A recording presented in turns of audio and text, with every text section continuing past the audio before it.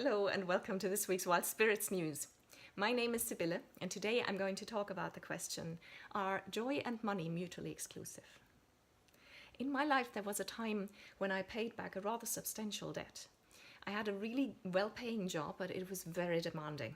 I worked all hours and it was very stressful. And while I was able to pay back the debt, which is of course great, I never really had time for my friends, to meet up with friends, or to pursue my passions, or to have a lot of fun. Now, when that was done, I kind of fell into the opposite extreme. I got a much less demanding job, and I dedicated myself almost exclusively to joy, which is great because I had a lot of fun. It gave me a lot of joy to focus on my passions, which I did. But I did it to the exclusion of things like money. And in the long run, this is not very productive, obviously, and it also can get a little shallow.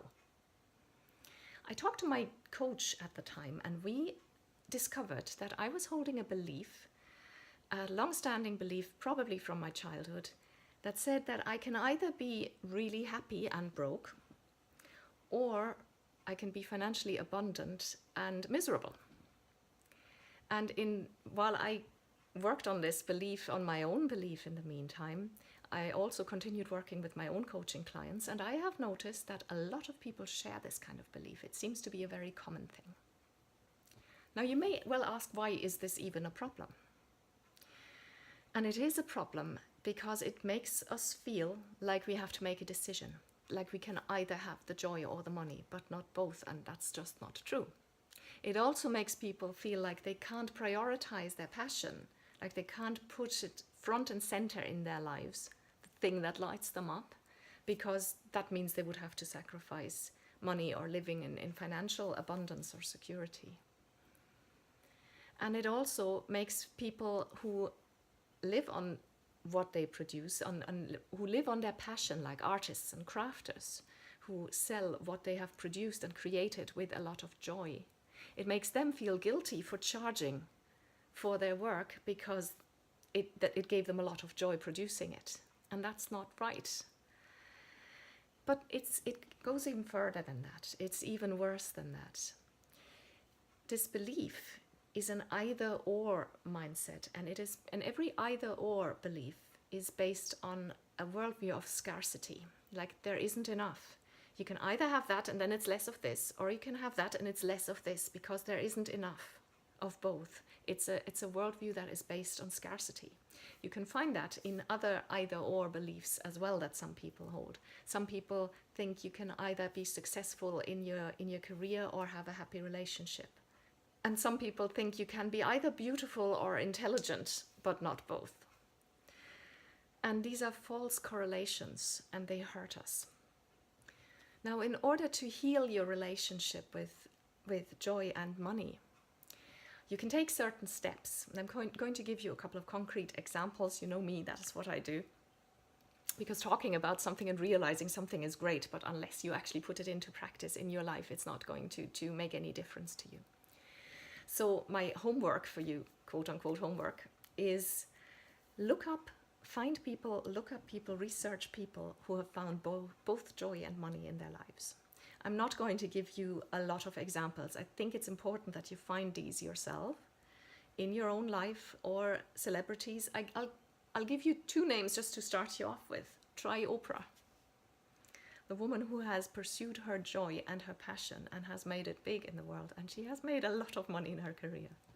Or try J.K. Rowling, the author of the Harry Potter books, who started out as a penniless single mom and wrote these books and became one of the wealthiest women in the UK, and at the same time still pursued her joy, is still writing, is now married again, has more children. She has built a really happy life for herself, all whilst doing the thing that lights her up, writing and making loads of money in the process. But it works even on a smaller scale. Think of people, local artists, local crafters, local musicians that there are plenty of people who make a decent living doing what they love. Just ask around a little bit, hold open your eyes and find more examples to sustain your new and to support your new belief. And as you do this research, you will realize the truth is that not only are money and joy not mutually exclusive, but in fact, they belong together. They reinforce each other, they nourish each other.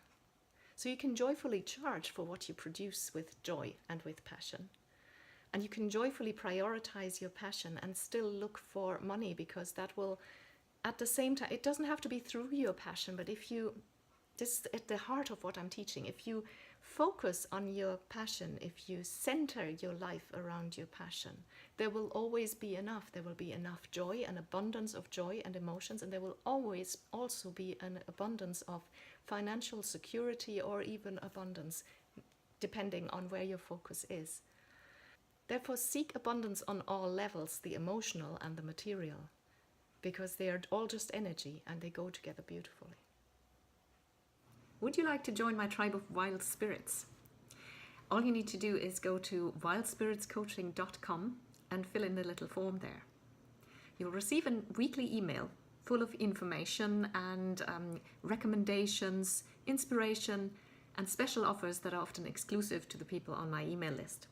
So go to wildspiritscoaching.com and sign up. You can also Google Wild Spirits Coaching. That'll get you to my website as well. I promise I will never ever spam you, nor will I ever share your details with anyone else. Thanks for watching.